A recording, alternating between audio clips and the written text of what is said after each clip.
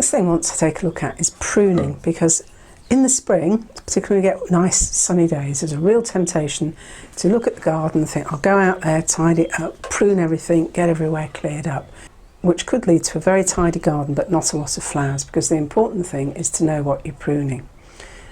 It's vital that shrubs which are going to flower in the spring are not pruned now. So anything that you're expecting to flower before June, do not prune. These are shrubs which flower on what's called old wood, which basically means the branches which are already there, and on those branches are embryo buds. So if you prune now, you will prune out the flowers. So things like Spiraea, Philadelphus, a lot of the common lovely spring flowering shrubs, leave them alone for now. If you're not sure, wait until it flowers and then make a decision.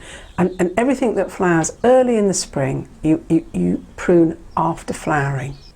Summer flowering shrubs such as buddleia and hydrangea, you can prune now.